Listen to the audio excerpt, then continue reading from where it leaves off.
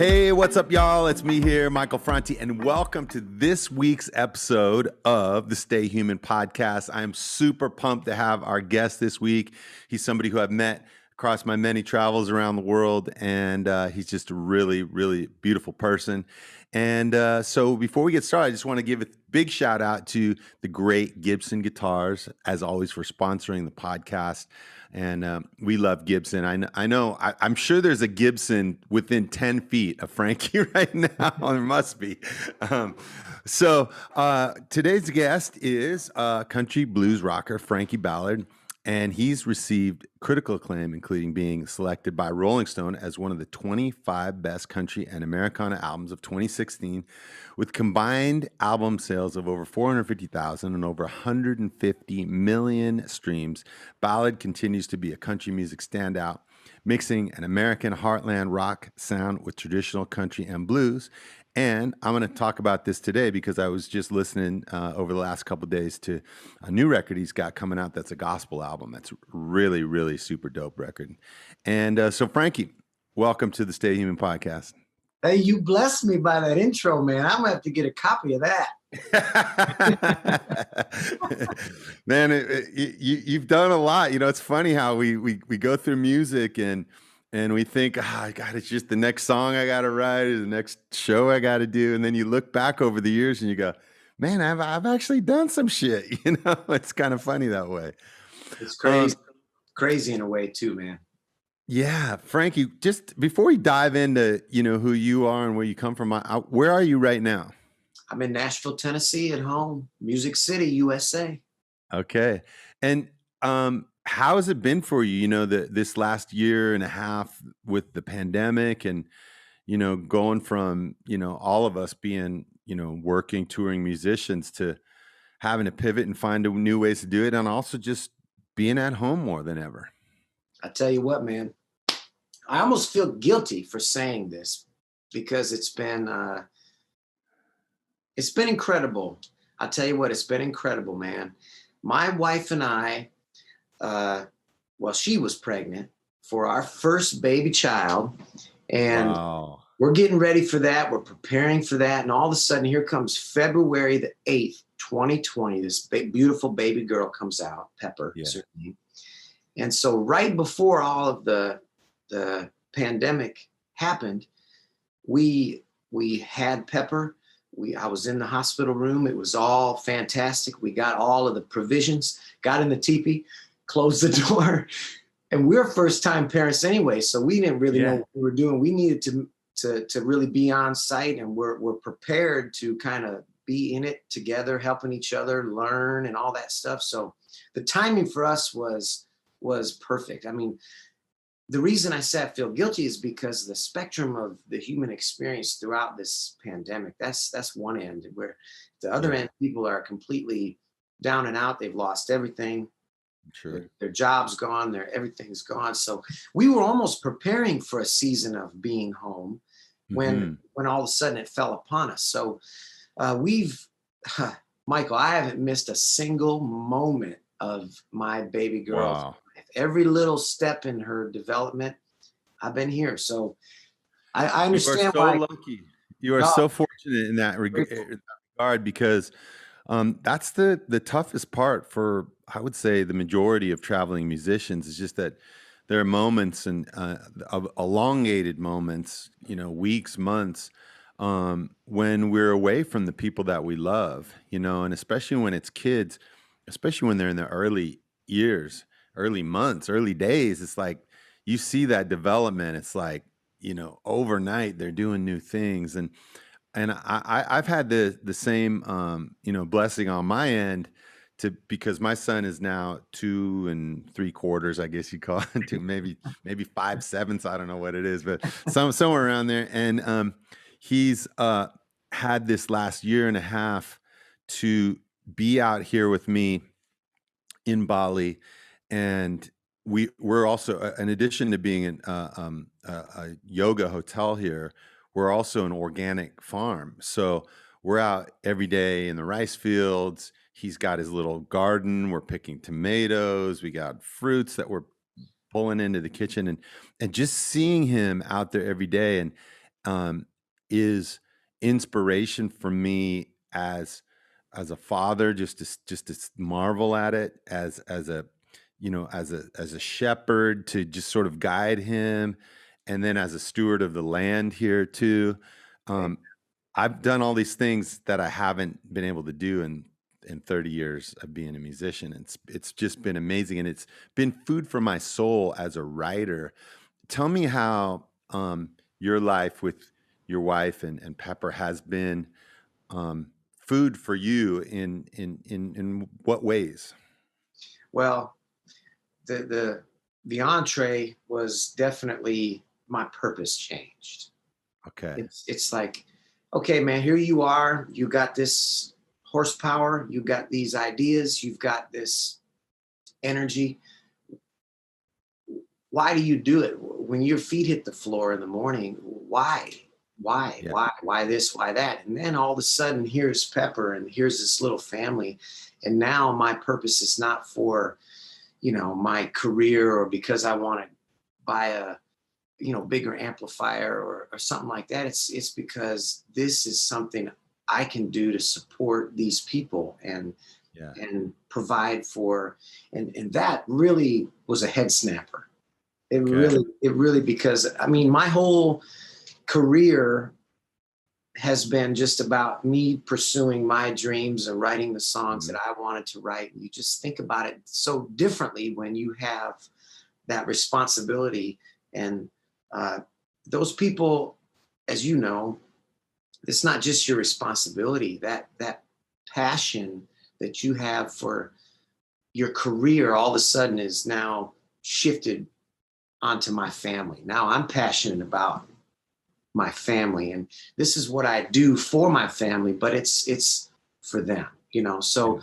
man, if that's not on the soul level, There you go. I don't know what it is. It takes it to a different place.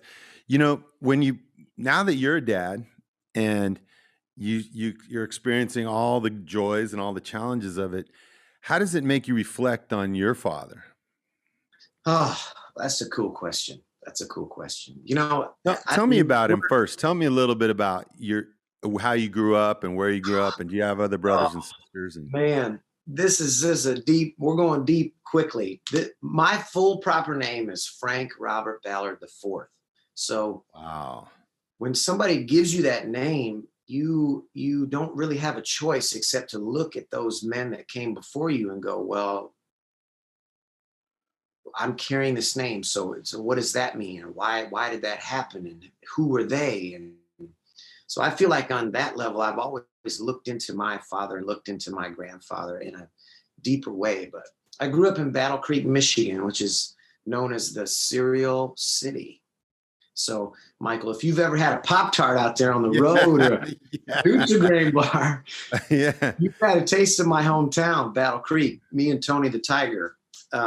Very humble, blue collar, working class town. And my dad was the building inspector for the city of Battle Creek. And so he worked hard and came home every night to play catch and eat supper with us. But my dad is an incredible guy. He's in his 70s now, but still super vibrant. And him and my mom still live in the same house I grew up in Battle Creek. So nice. it's just phenomenal, to think the word, to answer your initial question, on the word that comes to my mind is, and it's been coming to my mind, is chain breaker. Because Okay. my dad, and again, super blessed to have had a relationship with Frank II, my grandfather. And so I Yeah. saw the chains that my dad broke from sorry, a little puppy tried to come in. It's okay. from from Frank II to Frank III, he broke chains and didn't Okay. parent me the way he was necessarily parented. So now I've been thinking, well, what are the chains that I want to make and link up and Mhm. pass to Pepper, and which ones do I want to break? And it's Mm. been very profound. I can say this though, that there aren't a lot that I need to break. I had a very, very awesome dad and mom. Yeah. And so what did your mom do? My mom, I remember them discussing this and being very candid about the fact that they didn't want somebody else to raise. I had two sisters, one older and one younger. They didn't want somebody else to raise us. And so they decided that one of them would be there. And so she was there with us. And she worked a few odd jobs, here and there. Like I remember when I was little, I remember 2 Mondays a month, she would work at the J.C. Penney portrait studio. So my sisters and I, man, we got all the the photos with the teddy bear and with the letter of your name and the initials. Yeah, but she was with us, man. She was just on the job and working hard to be there. You guys are killing the selfie game before selfies were even a thing. We got them all, man. We got every season. Individuals, groups. So, you got to make a music video that's just all those photos, just from when you were a baby till now. I'm telling you, man, J.C. Penney, they created some real memories for us. When my mom turned 60, man, I was so thankful for this. It was my sister's idea, but we celebrated in Nashville, and we went out to the mall that has the J.C. Penney, and we booked a session, man. We did a J.C. Nice. It was awesome. That's awesome. So when you were a kid growing up, what were the challenges for you as a young, boy, and just, going in through the teenage years? Like what were the challenges for you in your life? And I just want to say, I appreciate these questions. It's fun to just be able to talk about some of these things. I'd say my biggest challenge was, I was a dreamer. I was always the dude looking up at the clouds and thinking about what else and just observing, a lot of observation of kind of what this situation was and what that went. And I always felt restricted by Battle Creek, Michigan. I felt like, okay, I get what this is. I get this town is right here and people are raising children and it's cool. But I just felt this urge to want to explore and see things and travel. And so I felt that pull because I have such a beautiful family and I could understand, I think at an early age, if there would be a compromise there, you can go anywhere you want to go, but that also means you have to leave. And so that was always a big challenge for me. And the other one that comes to my mind immediately when you say that challenged me was that I was a small kid. I was a late bloomer. Yeah. That challenged me big time. Because when I was like a freshman in high school, man, I was 115 pounds, I bloomed late. So that was always tough, how the junior high years go. But did kids pick on you for that? Or did you just find yourself like it was hard to do sports or things that other kids were doing? Or there's just, I charmed my way into, not being picked on much. I had a lot of friends and it was just, it's like a spiritual thing, man. My spirit wanted to be big and strong and wanted to be Rambo, and I couldn't. I was stuck in this little body. So what point did music come into your life? So my dad, man, so he's a ham. You know what I mean by that? He's a ham. Sure. And one of my youngest memories, I must have been 4 or 5 years old. Like earliest thing I can remember is my dad had a neighbor buddy who played a great guitar, man. He had like an awesome Martin D28 and he just played incredible. My dad would like kind of hum a tune. They'd be figuring it out. He would just change the key right there on the spot. Well, Frank, we got to sing that a little higher. That's too high for you. Come down here. And we just transpose right on the spot, And so this guy's a great player. And to me, this is the first experience I'm having with a guy that can really play guitar too. And then my dad would just sit there and sing Elvis and Johnny Cash and all the Sun records and Kenny Rogers. And I would fall asleep in my mom's lap looking up at these guys singing and playing. And so my dad did it for fun. And then I thought, man, as soon as I was old enough to kind of get in the act, I started, strumming along and playing rhythm. And my dad had a acoustic guitar. I didn't really play, but just started to try to do it to entertain my sisters, but never took it serious really until I got to college. And then, you get to college and your mind starts kind of expanding. You maybe try to write a song. And then once you write a song, you go, well, I kind of want to play this for a girl and see what she thinks about it. Or, and where did you go to school? So I was a baseball player and, all head over heels for playing as much baseball as I could. I played at Western Michigan University in Kalamazoo, Michigan, which is a beautiful thing, a beautiful segue to Gibson guitars because Battle Creek's only 20 minutes from Kalamazoo. Kalamazoo's the home of Gibson guitars there on Parsons Street. And I've been there. I've been to Kalamazoo. I've been to Western Michigan. Come on, University. Man. Yeah. It was a great experience. And, I got in trouble a few times for trying to bring the guitar on the road, but those two passions in my life, they clashed and crashed together in college. Yeah. I could see. I was talking to Nico Moon about this the other day because I had a similar experience where I grew up as a kid and I always loved music. Music was something that really fed my soul. And whenever I was going through a challenging time in my life, music was the thing that I would just go to my headphones and I would hear these stories that were being told and it would take me around the world. And I was just like, my way of being outside of my body in other places and learning about life and learning about the world.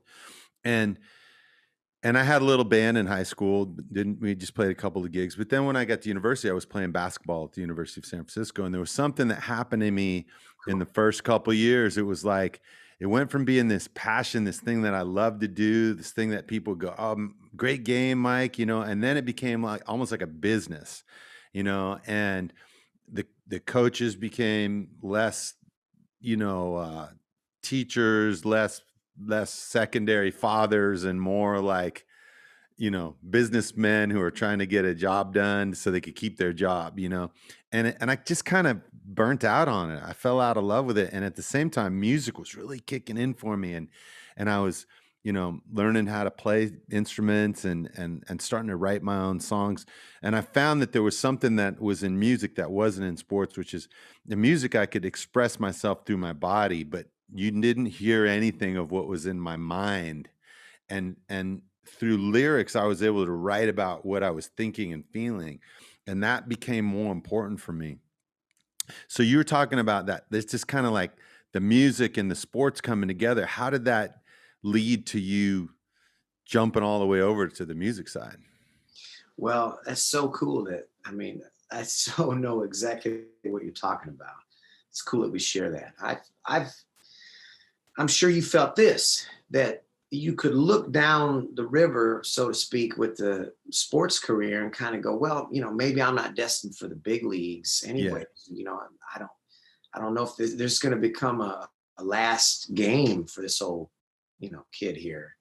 Yeah. And so you wish at 22 or whatever, your life is over. Yeah. Everything you've ever worked for. And you wish you could go back and tell that guy, just enjoy it, man. Just do the best you can, do everything you can. But at 22, you can't help but try to figure out the next step and keep the progress going, keep the train. Okay, well, if I'm not doing this and I'm doing that, it's like, I got to put this horsepower somewhere. And if that's going to, run off the track, then I'm going this way. And I could kind of see that inevitability coming. And so sometime like in my sophomore year, I started meeting some musicians and I started getting some musician friends, and now my two worlds are coming together. And it was a pretty gentle thing, because I wasn't going to give up on the commitment that they've made to me. I have my regrets on the baseball field, but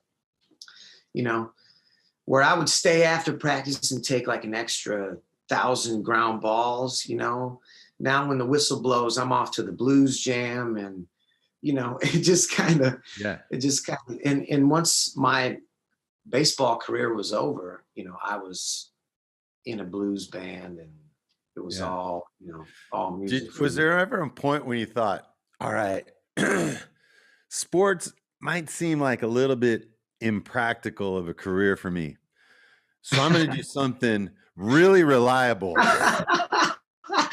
Join a blues jam.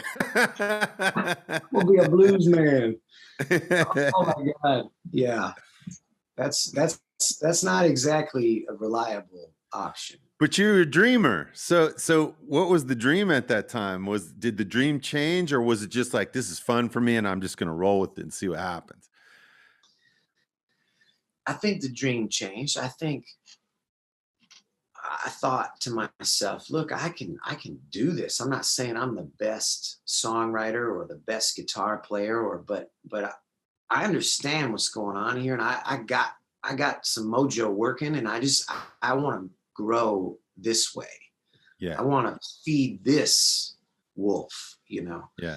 So I just saw some potential in myself, or didn't have anything else that I was thinking about all night long. I mean, I remember, man, when I got my first Les Paul. I had a Stevie Ray Vaughan Strat, which was everything to me. And then I got a Les Paul. And I remember putting them in my room on guitar stands and just laying in bed and looking at them. And I just loved the way they looked, and obsessing. Yeah, they just look badass. Like, I don't have anything else in my life that means this much to me. I want to know more about music. I want to be around musicians. I want to be, writing songs. And I just rode the wave, and couldn't shut it off. I just was taken by it, man. I fell in love. Yeah. So what? By the fact that you could actually do that. Like when I was younger, I thought music was just this thing that I love it. And my sisters are dancing and stuff, but I didn't even know people did that. Like, no, you can do it. You can make a life, you can make a career. And that's still my dream today. It's like, I just want to be a musician. That's what I want to be, So at what point did it start to, take off a little bit? Did you start to go like, okay, I got, I get a gig and I got paid some money, and I wrote some songs, and now I'm going to put a record together, and when did those wheels start to really spin for you? So I figured out, that you either had to be in Los Angeles or New York or Nashville. Those are the music cities in this country, in America.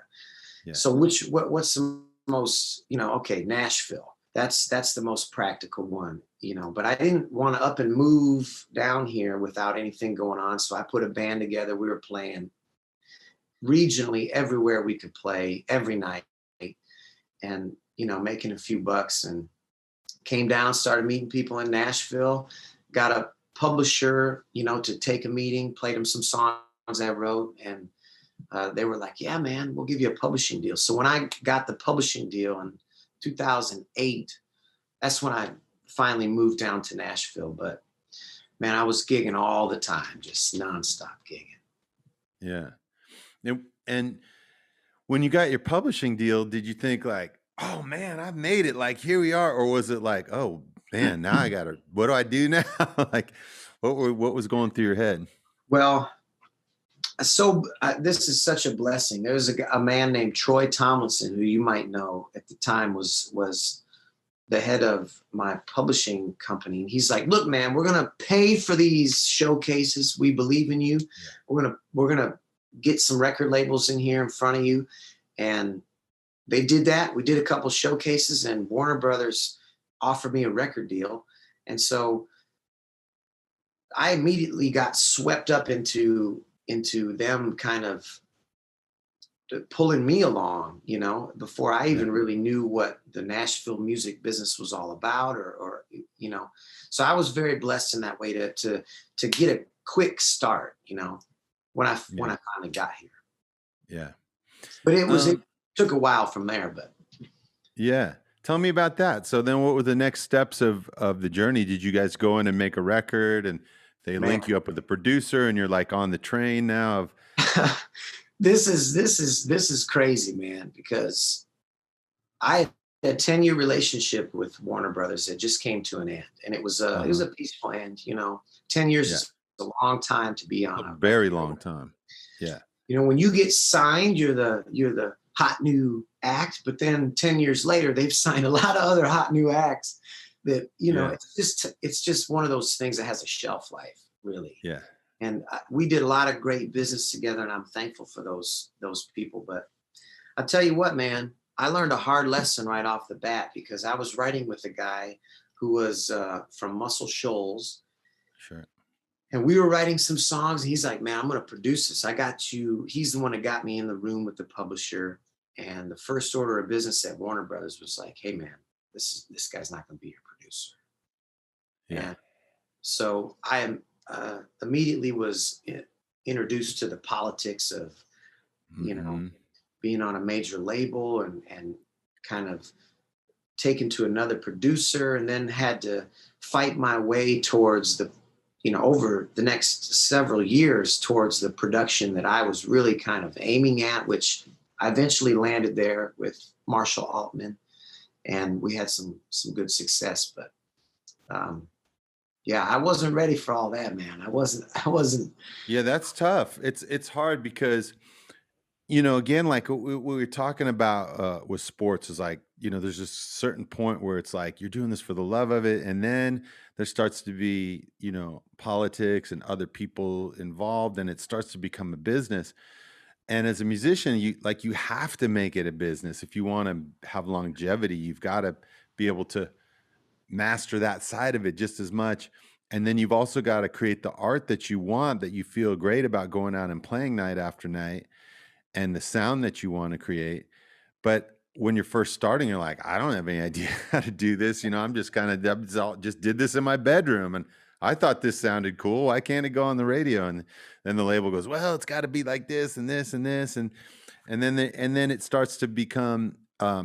For me, I started to feel pressure at that point in my career, like, man, I don't know if I want to do it like this anymore. And so I had to extract myself from the major label world and do it out on my own and take a greater risk, to do it independently, but do it in the way that I loved and knew that the way that felt the most authentic to me. And that was the thing that I really learned, is like, if I do it in a way that's authentic to me, it will touch other people authentically and they'll resonate with it. And slowly over the years, I'll just organically find more people who will resonate with it. And then luckily, fortunately for me in doing that, there was a couple moments where we had, quote unquote hit songs on the radio that then sort of propelled it. But there were songs that I had written and produced in a way that I felt comfortable, like that I really felt were me, how are you now? Like, I was just listening to the last couple of days while I was working out. I was listening to The Messenger, which is a gorgeous and just really powerful, soulful, gospel album that you've put together. But the musicality of it is it's just really powerful. The guitars, the drum sounds, the organic nature of it. It sounds like Frankie Ballard, and it's a beautiful record. And I love, a lot of people don't know this about me, but I love spiritual music of all types. It doesn't matter if it's like traditional African spiritual music or Tibetan, monks or whatever it is. I love to hear people telling the stories of how they get through life, how they're searching for faith, how they're just trying to make sense of the world, and being these, spiritual beings in these human vessels, and music is one of the best ways to do it, you know. So how did this record come to be, and just tell me about how, you know, spirit enters your music. Well, it was a perfect storm. We were in the middle of the exodus with Warner Brothers when my wife Chrissy got pregnant, and so I'm preparing myself for that. I'm saying goodbye to what that was and thinking, okay, what am I going to do next? Feeling very free musically to not be filtered in any way. I had, you know, the end of the relationship with Warner Brothers, I've been giving them a lot of songs and going, you know, let's keep the momentum going here. How about this one? How about this one? I'm writing, you know, 50 songs, demoing 50 songs, and, you know, and it's all just kind of, I'm thinking, man, I love these songs. Wait a second. This creatively, I want to just be kind of free to put out what I'm really feeling here. Yeah. And so there was that vibe. And then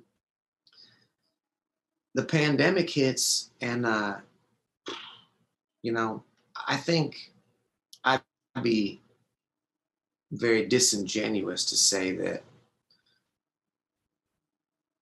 I thought to myself, you know, okay, wait a second. This is a little bit bigger situation than what's going on with your career, man. And like things have kind of, the Etch-a-Sketch board has been kind of erased here, and we're on zero again. And for me, Michael, that's a spiritual place. I mean, the ground floor of this guy is spiritual, you know. Yeah.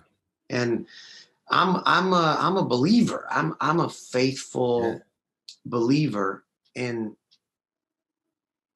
the fear, the uncertainty, that you got a baby coming and what are you going to do? You know, you don't have I mean, all these things that are landing on my shoulders, I'm dealing with them in the pandemic spiritually. Yeah. I'm facing them spiritually, and then moving from there. And so it got to the point where I said, honey, I gotta go make some music. I gotta go make some music. I got some ideas. And my my brother, Tyler Bryant, is just an incredible guitar player, producer. He's married to a once in a lifetime talent named Rebecca, who's in a band called Larkin Poe, and they're doing a thing as well. And I said, Tyler, I want to make a gospel record. He's got a studio. Let's just get busy. And so it was cathartic, man. It was like we were getting these songs off my chest and doing things that were helping me get through the season of life, and thinking at the same time, well, if this is doing this for me, maybe this can do this for somebody else too, that's out there looking for a song that they need to fill up their spirit. So it just became a thing, man, where I thought, I'm making a gospel record and I don't care. This is what got me through. And so I want to show people that side of me.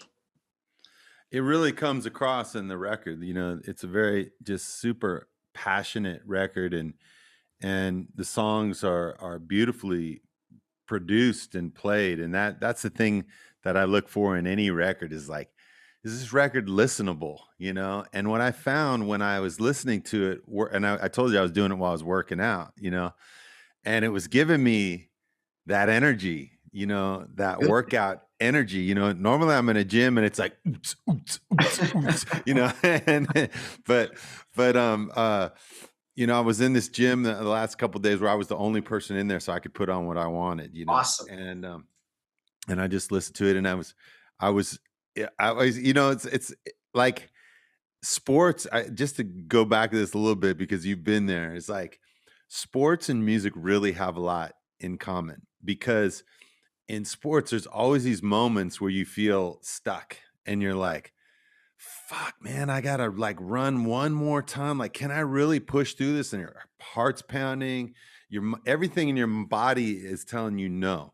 Yeah. And then your mind go and your soul, that's where I find is like the access to your soul. It's like your soul is the thing. It tells your mind, shut up, you got this, just go for it and do it one more time, Yeah, man. and that's what I was doing. I was pushing this cart. It's like this heavy cart thing that you put. It's like what a linebacker would push on a sled on a football field, but it's got wheels on it, right?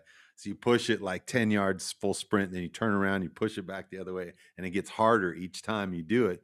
The spring engages more and it becomes more resistant. So I was doing this thing and I was listening to your record and it was really inspiring me to get through it, And that makes my day. That just that comment, man, that makes my day. Nice. And music, we have these moments as performers, and just like this, like you did, what you described is this season that you've just gone through of like, man, I did this thing, I was working with this label for 10 years, and now I'm coming out and I'm doing something new, and I'm taking a risk, and I do this with my son, Taj, and he'll get scared of something, going down a slide or something, and we'll have a conversation. We'll say, okay, you're scared. Yeah, just feel that, you feel scared. Now we can be brave. Now I can be brave. So brave is the feeling of like going for it. Brave is the feeling of sliding on that side. And then the other side, with the side, we say, yeah, we have courage because we did it. We were courageous. We made it. Now we're on the other side of the slide, And as an adult, like I can explain that. As a father, I can explain that to him. But as a musician, sometimes it's hard to explain it to myself. I'm like, do I really want to do this, say this, go this way, go this place with this song? So talk to me through a little bit more about that for you with this time in your life, this record, and maybe even this, how sports has got you to this point too. I love this. This is a great question. I thank you for that. The thought going through my mind, if I'm honest, it's like, you know what, man, the marketing window, it might be closed on you. People think what you are is what, was popular. And what are you doing, man? Why are you? And I just had to shut all that kind of stuff out and go, look, this matters to me. It matters to me to express my love for blues, my love for gospel blues, and I call it blood bucket. That influence is real for me, and it's a side of me that was helping get me through the emotion of the season. And so here it is now being expressed in these songs and in these performances and productions. And I thought, you know what, man, I don't want to, like, here's how I would assimilate it to baseball. Okay. Like you can be going into the ninth inning and you're like one for four, but you're going to get fifth at bat. And you're like, my dad's up there in the crowd. I got this guy's number. We're still in this game. Give me another at bat because I want to show my coach. I want to show my teammates that I've got another, double in the gap in me, and then I'm going to steal third and we're going to stay in this game. And that I guess it's a competition that's in me with myself, but I also want to express what I want to express, just like you do. This stuff bubbles up and you want to put it out there and say, this is a side of who I am. This is a part of what I do. The whole story hasn't been told yet. I want to keep going come what may. I don't care if country radio will play a gospel record or what anybody's going to think about it. I just want it out there. I want it to represent me. I want this to be a chapter in the book, So I was feeling a lot of that competition of just give me another at bat, I still got it. I still got something to say. I still got something to do, Yeah. But at the same time, feeling like there was it's a spot for that, There's people that like me that listen to faith-based music or spiritual types of music, and like okay, here's some, like I said, blood bucket approach guitars and slide, some rhythms, things that aren't necessarily being represented. So as an artist too, I'm seeing like a little space that I could fill too at the same time and go, well, let me get that, So just had to go for it. Yeah. I mean, it all comes across in that it is unique. It stands out in that way. And that's what I love about it. And also that like you said, that blood bucket, like blues kind of sound, and those guitars that you have, and just the way it's produced, it's raw. It's really raw. And it makes me feel like when I hear, Johnny Cash singing gospel, and it's that rawness, of those Rick Rubin records where it's simple, it's stripped down, there's no tricks, it's the sounds are clean, and you hear the texture in the music, and it comes across and it hits you in your heart. So I just want to say, congratulations. It's a beautiful record, and like you said, there's going to be there's people out there who I feel there's a lot of people in the world right now who want that kind of music. We've gone through a really super challenging time, and people want music that grabs them by the heart. And so you've done it. There's one last question I've got for you, and it's a question I asked every person on the show, which is, what does it mean to you to be a human being, and how do you stay human? How do you hold on to it? Well, first of all, you blessed me by those pronouncements. Thank you for saying those things. Believe me, I'll wear that as a badge of honor, just that compliment. So thank you for that. You're welcome.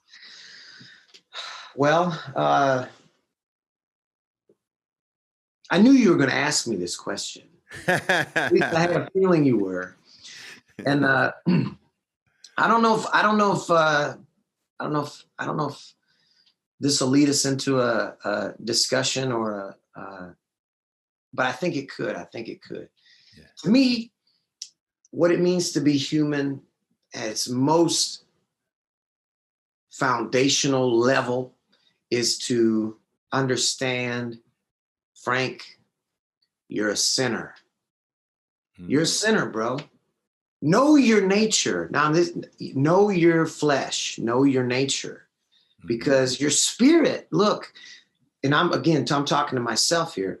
Frank, your spirit wants more. It looks up. It wants to get its head above the clouds. It wants to do better. Your conscience, my conscience, accuses me, like it does all of us when maybe I fall a little short, or I didn't quite say the right thing, or I was a little selfish, with this or that or whatever. But so what is that? What is that discrepancy? How do I reconcile that? It's to me, it's the most human thing about all of us is the fact that we're sinful by nature, that we continuously fall short. The word sin is an archery term, and it's to fall short of the bullseye, And I think that knowing that, realizing that, accepting that, and that's the beginning of being able to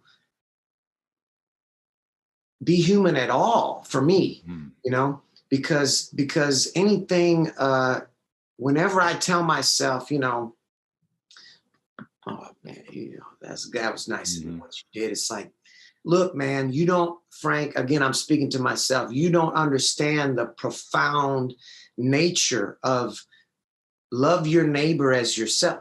The first commandment is love God with all of your heart, soul, mind, and strength. And it's like, maybe for 5 seconds I can do that, but then love your neighbor as yourself, like as myself, like cut my fingernails and brush my teeth and as myself. That's a tall order, man. That's not easy. I fall way short of that, And so trying to always wake up and be real about with the guy in the mirror that, like, look, man, you got to understand that this is a fight. And that's what I think that it ultimately leads me to, of how to stay human, is to stay in the fight against the fact that I'm deteriorating.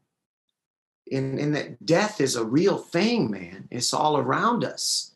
And not accept necessarily, I mean, you have to accept it, but don't accept the fact that there's nothing you can do about it, because what I think you can do about it is fight. You know, like you're in the gym, that's a fight. You're fighting back against nature. You're fighting back against that. And you can fight back spiritually. You can fight back physically. You can fight back mentally. So to me, if I'm looking in the mirror and going, look, man, you're below the mark. Don't ever look at yourself and think you're doing it, because you're not doing it. You got to stay in the fight. Yeah. So that's what I think about it. I feel you in that, man. It's always a challenge for all of us to show up and try to be our best selves, you know, and show up for the people that we love. And when we fall short, to be humble about it and say, look, how can I get up? And like you say, stay in that fight. So thank you for that reminder. And thank you for the music that speaks so beautifully to that. And if folks want to know about what you're up to, when you're going to be playing out next, and future recordings and stuff, where can they find you? Come on, man. I'm on the internet. Okay. the old FrankieBallard.com, or, you know, as far as social media is concerned, I would say that Instagram is probably the one that I personally engage with the most, which is just Frankie Ballard. But, you know, we're back on the road now. I'm going to be playing this new album. And again, man, thank you for the kind words about it. You're welcome, brother. So everybody, go and check out Frankie. He'll be out on the road, and his new record. When's the record coming out? Do you guys have a time for that? You know, ASAP, doggone it. All right. We got a big plan, and we're trying to get all the wagons circled around. But all right. As soon as look for The Messenger. That's the name of the record. And as always, we just want to say thank you to Gibson Guitars for not only sponsoring this show, but being a part of Frankie's life, man, with the killer Les Paul and keeping the dreams alive. So Frankie, thanks for being on the Stay Human podcast, and have a great next run, next chapter, next season of your life as you enter into what is coming next times of being on the road and sharing that love with people. Thank you, Michael. Thank you for having me. You're welcome.